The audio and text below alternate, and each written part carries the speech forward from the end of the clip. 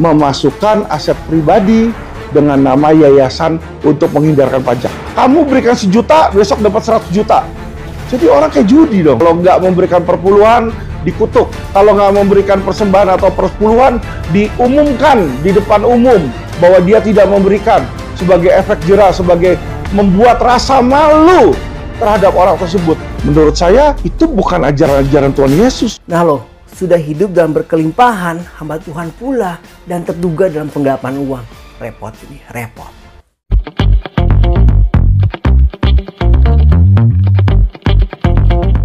Shalom sahabat Terang Kemuliaan, apa kabar kalian semua? Senang rasanya bisa berjumpa lagi dengan kalian semua. Kiranya damai sukacitalah dan kebaikan Tuhan selalu bersama dengan kalian. Diberikan umur yang panjang, diberikan kesehatan sempurna, dan juga tentunya diberikan rezeki yang berlimpah. Dijauhkan dari segala sakit, penyakit, dan mara bahaya.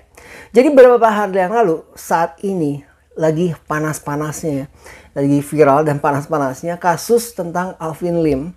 Jadi bukan kasus Alvin sebetulnya, ini kasus seseorang yang dikenal dengan Dr. Yanto yang diduga adalah sebagai salah satu gembala di GBI, dan ini merupakan terduga katanya bahwa terjadi pencucian uang di gerejanya. Nah, jadi kalau misalkan kita lihat dari kasus ini, jadi Pak Alvin Lim ini dia mencoba untuk mengorek kebenarannya seperti apa gitu ya, dan katanya sih ini kasusnya belum tuntas, jadi kita nggak tahu akan seperti apa kelanjutannya. Cuma di sini yang ingin saya sharingkan untuk kalian semua bahwa dalam kasus ini melibatkan anggota gereja, gembala gereja, di mana diduga bahwa gereja tersebut melakukan penggelapan uang dan dana tersebut masuk berupa dana pribadi diatasnamakan yayasan gereja, jadi untuk menghindari pajak. Dan ini salah satu fenomena. Di sini adalah salah satu fenomena tentang banyaknya gembala-gembala atau hamba-hamba Tuhan yang hidup dalam berkelimpahan. Untuk selanjutnya kita akan tonton dulu videonya seperti apa untuk lebih jelasnya. Selamat menyaksikan.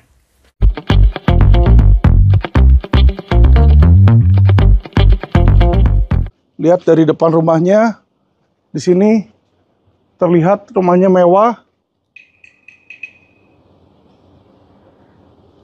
Ya, kelihatan nih dari depan. Rumah 2 lantai, ini lumayan besar ya. Ada mobilnya Hyundai Palisade. Jadi kita bisa lihat, inilah contoh ya gembala, pendeta ya GBI CK7 yang dimana selalu meminta perpuluhan dan meminta sumbangan dari jemaat-jemaatnya ya, dan bahkan jemaat-jemaat yang miskin yang kemarin kita masukkan ke dalam video teman-teman ya. Sedangkan pendeta tersebut ya tinggal di rumah yang mewah seperti ini teman-teman ya, dan tidak peduli pada jemaatnya. Jadi teman-teman tolong jangan tertipu sama nabi-nabi palsu ya teman-teman ya. Jadi nabi-nabi palsu itu adalah yang selalu teriak. Ada teologi kemakmuran lah, biar makmur untuk masyarakatnya.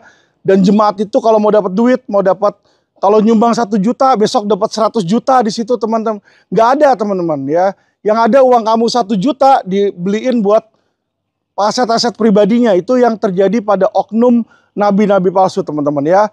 Jadi kalau kita ketemu sama pendeta yang kaya seperti ini teman-teman, apa yang kita lakukan? Jangan kasih sumbangan teman-teman. Jangan kasih sumbangan. Yang diajarin dari ajaran agama Kristen adalah kalau misalnya ada duit di situ, ya kan teman-teman, kalau ada duit, suruh jemaatnya ini, suruh pendetanya ini yang bagi ke fakir miskin. Dia harus memberikan contoh, bukan menyuruh jemaat yang kaya kasih ke yang miskin. Pendetanya udah kaya kok, kecuali pendetanya miskin teman-teman ya. Kalau pendetanya miskin, kita masih oke lah di situ, karena dia nggak punya uang, dia minta dari jemaatnya, itu kita harus bantu teman-teman. Tapi kalau pendetanya sudah kaya raya seperti ini teman-teman, jangan mau dimintain duit. Jadi kalau dimintain persembahan, dimintain perpuluhan, ya kan, suruh dia kasih perpuluhan dulu. Suruh dia jual semua aset-aset dia, berikan ke fakir miskin. Itu yang diajarkan oleh Alkitab. Terima kasih teman-teman. Sahabat yang kemuliaan, jadi dalam video tersebut kalian bisa lihat semua ya bahwa Pak Alvin Lim sebagai lawyer yang menegakkan keadilan, terkenal dengan kegigihan dia untuk menegakkan keadilan di bumi Indonesia ini ya. Beliau memperlihatkan cuplikan video, beliau memperlihatkan sebuah rumah dari seorang gembala gereja ya. Dimana kalian bisa lihat itu rumahnya megah sekali dan juga ada mobil mewahnya. Dan di sini banyak sekali sebetulnya, nggak cuman yang ada di video sih, banyak sekali fenomena-fenomena seperti ini, hamba Tuhan yang hidup dalam berkelimpahan tentunya ya. Dan hanya saja pada masalah kasus Alvin Lim ini kebetulan bahwa pihak gereja tersebut tersandung atau terlibat dalam dugaan kasus penggelapan uang. Jadi ini sangat miris sekali ya.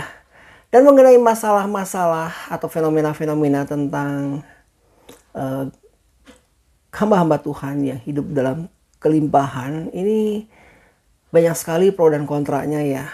Mungkin di satu sisi kita bisa melihat bahwa ini adalah kasih karunia Tuhan, kebaikan Tuhan ya, karena mereka bekerja untuk Tuhan, sehingga akibatnya Tuhan memberikan berkat berkelimpahan untuk mereka gitu. Ini tidak ada salahnya sih.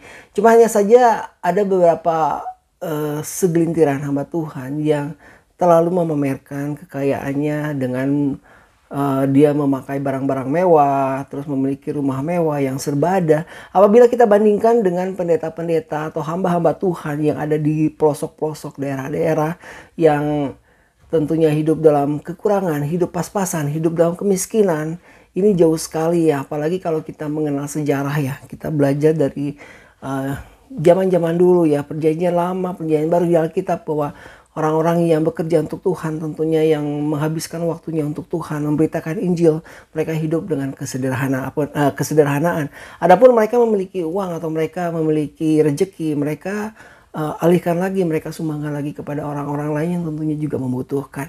Nah, untuk zaman ini memang semua orang perlu uang ya, termasuk hamba Tuhan sendiri perlu uang. Dan tidak salah sih kalau hamba Tuhan itu memperoleh berkat yang diberikan oleh jemaatnya kepada mereka ya, sebagai bentuk rasa syukur, sebagai bentuk rasa terima kasih.